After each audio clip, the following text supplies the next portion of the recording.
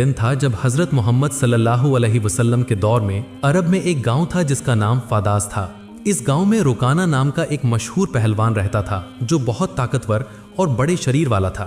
उस जमाने में रोका को सबसे शक्तिशाली इंसान माना जाता था क्योंकि कुश्ती में कोई भी उसके सामने टिक नहीं पाता था।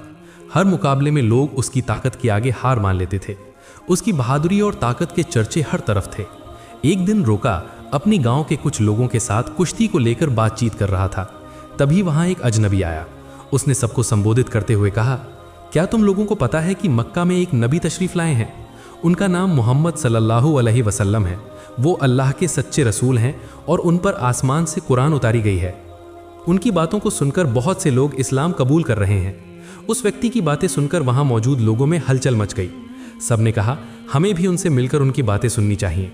रोका भी सोच में पड़ गया और थोड़ी देर बाद बोल पड़ा, अगर वो सच में अल्लाह के भेजे हुए नबी हैं तो मुझे उनसे कुश्ती लड़नी होगी। अगर मैंने उन्हें हरा दिया तो साबित हो जाएगा कि वो सिर्फ एक आम इंसान है। यही सोचते हुए रोका पहलवान अपने घर लौट आया। उसका एक बेटा था जिसका नाम यजीद था। वो भी अपने पिता की तरह बहुत ताकतवर था और उसने कभी किसी मुकाबले में हार नहीं मानी थी। रोका ने अपने बेटे से कहा, मैंने सुना है कि मक्का में मोहम्मद सल्लल्लाहु अलैहि वसल्लम नाम का एक व्यक्ति है जिसे लोग बहुत बड़ा जादूगर कहते हैं। इसलिए मैं सोच रहा हूं कि मक्का जाकर उनसे मिलूं और उनके साथ कुश्ती करूं। रोका की ये बात सुनकर उसका बेटा यजीद बोला, बाबा, मैं भी आपके साथ मक्का जाऊंगा। मैं भी देखना चाहता हूं कि वो वाकई में कौन है। कुछ दिनों बाद रोका और उसका बेटा यजीद मोहम्मद सल्लल्लाहु अलैहि वसल्लम से मिलने के लिए मक्का की ओर रवाना हो गए। लंबा सफर तय करने के बाद तपते रेगिस्तान को पार करके वे आखिरकार मक्का पहुंच गए। लेकिन मक्का पहुंचते ही रोका ने महसूस किया कि उसके दिल में एक अजीब सी शांति समा गई है। उसे यह भी महसूस हुआ कि मक्का के लोगों के चेहरे पर एक अलग ही रौनक है। ऐसा लग रहा था जैसे इस शहर का माहौल किसी अल्लाह की रहमत से महक रहा हो। मक्का की फिजा देखकर रोका ने अपने बेटे से कहा, बेटा यजीद, मुझे लगता है कि ये जगह बहुत खास है। मैं अपने अंदर एक अनोखा सुकून महसूस कर रहा हूँ। यजीद ने भी सिर हिलाते हुए कहा, बाबा, मुझे भी वैसा ही महसूस हो रहा है। ऐसा सुकून और ऐसा खुशनुमा माहौल मैंने पहले कभी नहीं देखा। उसी समय उन्होंने कुछ लोगों को देखा और उनके पास जाकर पूछा, क्या आप हमें बता सकते हैं कि मोहम्मद सल्लल्लाहु अलैहि वसल्लम कहाँ मिलेंगे? लोगों ने जवाब दिया, आप कौन हैं और कहाँ से आए हैं? रोका ने कहा, मेरा नाम रोका है। मैं बहुत दूर से आया हूँ और मैं एक मशहूर पहलवान हूँ। ये सुनकर लोगों ने कहा, हमारे नबी मोहम्मद सल्लल्लाहु अलैहि वसल्लम अल्लाह के भेजे हुए रसूल हैं और इस वक्त मस्जिद में मौजूद हैं। ये सुनकर रोका, काना और यजीद मस्जिद की ओर बढ़ गए। जब वे मस्जिद में दाखिल हुए तो उन्होंने देखा कि एक बुजुर्ग व्यक्ति शांत और नूरानी चेहरे के साथ बैठे थे। उनके चेहरे पर एक ऐसी मुस्कान थी जो दिल को सुकून देने वाली थी। ऐसा लग रहा था जैसे वो सभी का स्वागत कर रहे हों। रोका ने ध्यान से देखा और समझ गया कि यही वही व्यक्ति हैं जिनके बारे में उसने सुना था। वो उनके पास गया और आदर के साथ सलाम करते हुए बोला, हे मोहम्मद, क्या आप वही व्यक्ति हैं जिनके बारे में लोगों से सुना है? लोग कहते हैं कि आप अल्लाह के भेजे हुए रसूल हैं। मोहम्मद सल्लल्लाहु अलैहि वसल्लम ने बड़े ही नर्म लहजे में जवाब दिया, वालेकुम अस्सलाम। हाँ, तुमने सही सुना है, लेकिन तुम कौन हो और कहाँ से आए हो? रोका ने गर्व से कहा, मैं बहुत दूर से आपकी तलाश में आया हूँ। मेरा नाम रोका है और मैं इस दौर का सबसे ताकतवर पहलवान हूँ। अब तक मैंने कभी किसी कुश्ती में हार नहीं मानी। रसूल पाक सल्लल्लाहु अलैहि वसल्लम ने मुस्कुराते हुए कहा, रोका, पहले बैठो, फिर हम बातें करेंगे। रोका सोचने लगा कि ये शख्स आखिर मुझसे क्या बात करना चाहते हैं। तभी मोहम्मद सल्लल्लाहु अलैहि वसल्लम ने बड़ी ही नरमी से कहा, रोका, अल्लाह से डरो। तुम्हारे जिस्म में जो ताकत है वो उसी अल्लाह ने दी है जिसने तुम्हें इतना बड़ा पहलवान बनाया है। उसी महान अल्लाह के आगे सिर झुकाओ, उसी पर ईमान लाओ और मुझे उसका रसूल मानो। रोका ने हैरानी से कहा, हे मोहम्मद, आप क्या कह रहे हैं? मैं यहाँ सिर्फ कुश्ती लड़ने आया हूँ। मैंने सुना है कि आप अल्लाह के भेजे हुए रसूल हैं और आपके पास कोई खास ताकत है। इसी वजह से मैंने सोचा कि मैं आपके साथ कुश्ती करूं। लेकिन आप तो मुझे इस्लाम अपनाने की बात कर रहे हैं। दयालु नबी मोहम्मद सल्लल्लाहु अलैहि वसल्लम ने नरमी से कहा, रुकाना, तुम मेरे साथ कुश्ती लड़ना चाहते हो, लेकिन ये मेरा काम नहीं है। कुश्ती लड़ना पहलवानों का काम है और मैं कोई पहलवान नहीं हूँ। रुकाना हंसते हुए बोला, हे मोहम्मद, मैं ये बातें सुनने नहीं आया हूँ। मैंने सुना है कि आप बहुत ताकतवर हैं और आपको जादू भी आता है। अगर आप सच में अल्लाह के रसूल हैं तो अपनी ताकत से मुझे कुश्ती में हरा कर दिखाइए। मोहम्मद सल्लल्लाहु अलैहि वसल्लम मुस्कुराए और बोले, रुकाना, तुम इतनी जिद कर रहे हो, इसलिए मैं तुम्हारे साथ एक शर्त पर कुश्ती लड़ने के लिए तैयार हूँ। रुकाना ने उत्सुकता से पूछा, क्या शर्त है? नबी सल्लल्लाहु अलैहि वसल्लम ने फरमाया, अगर तुम कुश्ती मुझसे हार गए तो तुम्हें इस्लाम कबूल करना होगा। और मुझे अल्लाह का भेजा हुआ रसूल मानना होगा। रुकाना ये सुनकर सोच में पड़ गया, ये एक आम आदमी मुझे कैसे हरा सकता है? मेरी चौड़ी छाती, मजबूत हाथ पैर और गजब की ताकत के सामने ये मामूली इंसान नहीं टिक पाएगा। मैं दुनिया का सबसे ताकतवर पहलवान हूँ और आज तक कोई मुझे हरा नहीं सका। ये तो पहलवान भी नहीं है, फिर ये मेरी बराबरी कैसे करेगा? यही सोचकर रुकाना ने मोहम्मद सल्लल्लाहु अलैहि वसल्लम का मजाक उड़ाया और घमंड भरे स्वर में बोला, ठीक है, मैं तुम्हारी शर्त मानता हूँ। अगर तुम मुझे हरा देते हो तो मैं तुम्हें अल्लाह का रसूल मान लूंगा और इस्लाम कबूल कर लूंगा। इसके बाद कुश्ती के लिए एक बड़ा मैदान तैयार किया गया। मक्का और आसपास के इलाकों से लोग ये मुकाबला देखने के लिए उमड़ पड़े। हर कोई उत्सुक था कि क्या होगा। लोग जानते थे कि रुकाना अपनी ताकत के लिए मशहूर है, लेकिन वे ये भी देखना चाहते थे कि मोहम्मद सल्लल्लाहु अलैहि वसल्लम कैसे मुकाबला करेंगे। फिर सही समय पर मुकाबला शुरू हुआ। दयालु नबी मोहम्मद सल्लल्लाहु अलैहि वसल्लम और रुकाना मैदान में उतरे। रुकाना ने हमला करने के लिए कदम बढ़ाया, लेकिन तभी नबी सल्लल्लाहु अलैहि वसल्लम ने बड़ी आसानी से रुकाना को पकड़कर एक झटके में उठा लिया और जमीन पर पटक दिया। रुकाना को यकीन ही नहीं हुआ कि वो इतनी आसानी से गिर गया। उसने खुद को संभालने की कोशिश की, लेकिन उसने महसूस किया कि उसकी आधी ताकत खत्म हो चुकी थी। रसूल सल्लल्लाहु अलैहि वसल्लम ने मुस्कुराते हुए कहा, हे रुकाना, तुम हार चुके हो। अब भी क्या तुम मुकाबला जारी रखना चाहते हो? क्यों नहीं अपनी हार मान लेते और इस्लाम कबूल कर लेते? लेकिन घमंडी रुकाना ने कहा, नहीं, ये सिर्फ एक संयोग था, मुझे एक और मौका दो, इस बार मैं तुम्हें हरा दूंगा। रसूल सल्लल्लाहु अलैहि वसल्लम ने कहा, ठीक है, मैं तुम्हें एक और मौका देता हूँ, लेकिन अगर इस बार भी तुम हार गए तो तुम्हें अपनी हार माननी होगी और इस्लाम कबूल करना होगा। लोगों की निगाहें फिर से मुकाबले पर जम गईं। रुकाना ने इस बार पूरी ताकत लगा दी और हर कोशिश की कि वो किसी भी हाल में नबी सल्लल्लाहु अलैहि वसल्लम को हरा दे। लेकिन जैसे ही उसने हमला करने के लिए कदम बढ़ाया, दयालु नबी ने फिर से उसे उठाकर जमीन पर पटक दिया। रुकाना को फिर से हार का सामना करना पड़ा।